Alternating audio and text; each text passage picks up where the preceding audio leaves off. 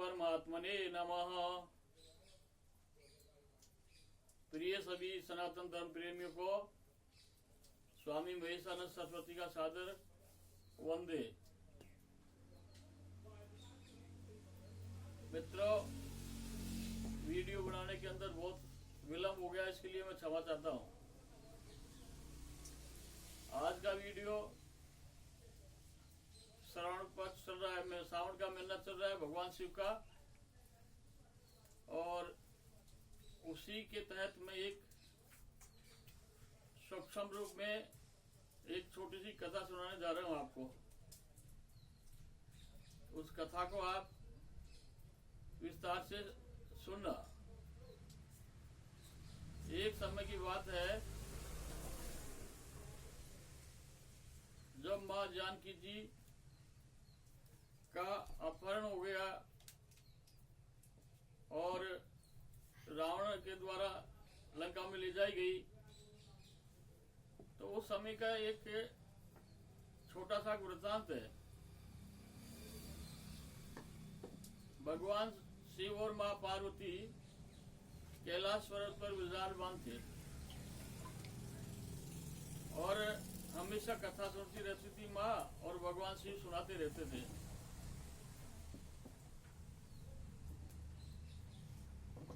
एक दिन कथा में प्रसंग आ रहा था भगवान श्री राम के चरित्र के बारे में।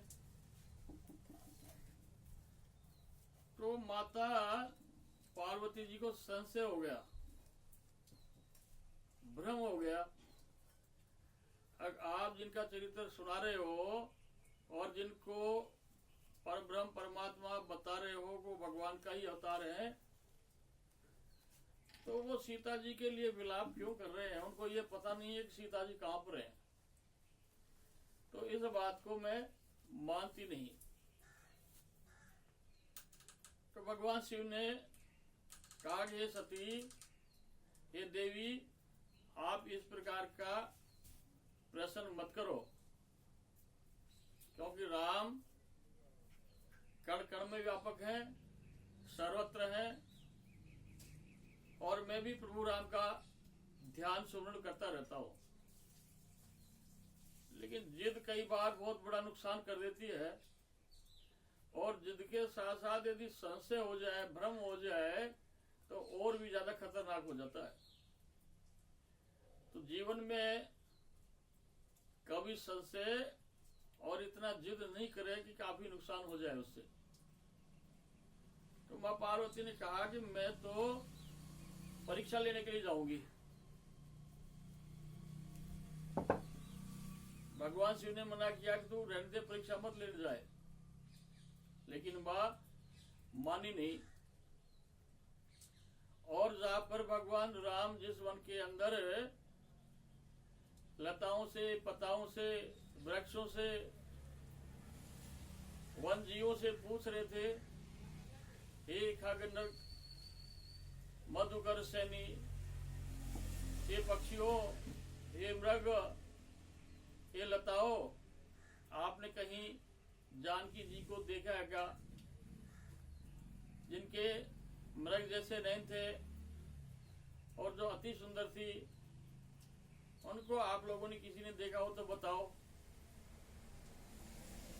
तो मां पार्वती जी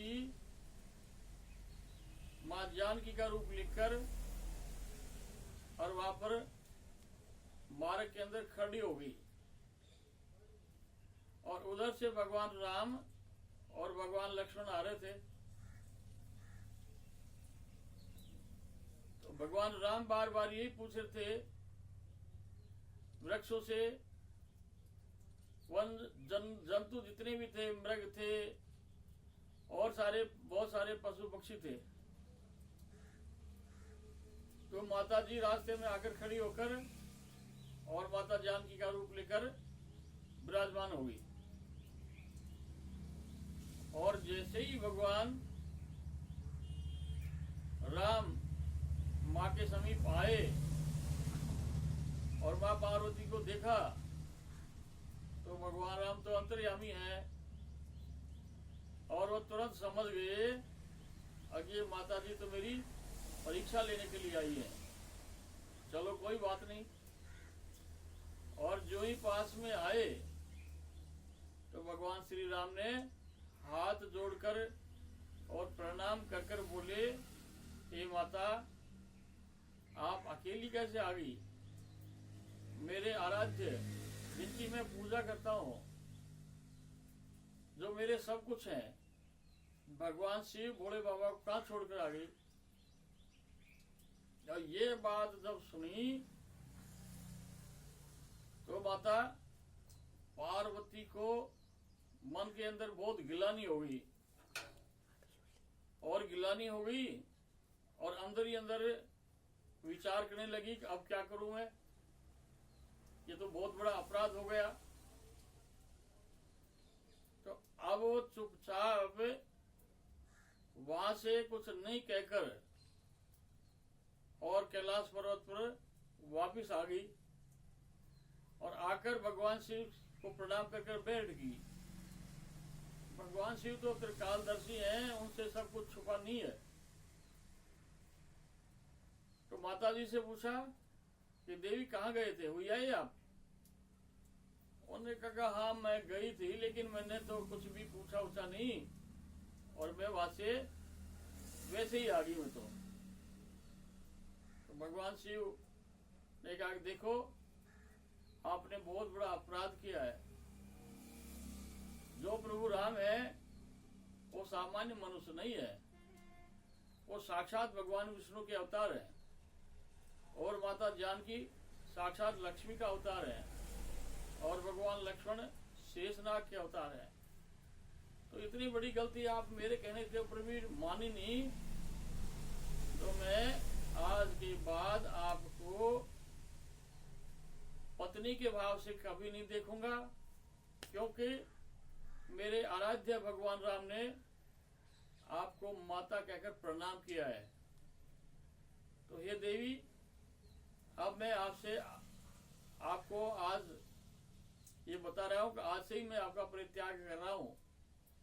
और उसके बाद कथा बहुत आगे लंबी है, दूसरे पार्ट के अंदर समझाएंगे क्या हुआ आगे चलकर, क्योंकि भगवान शिव के परित्याग करने के बाद माता सती दक्ष प्रजापति के जाकर वहां पर यज्ञ के अंदर कुंड के अंदर वो अपना शरीर अपना देह त्याग कर देती हैं।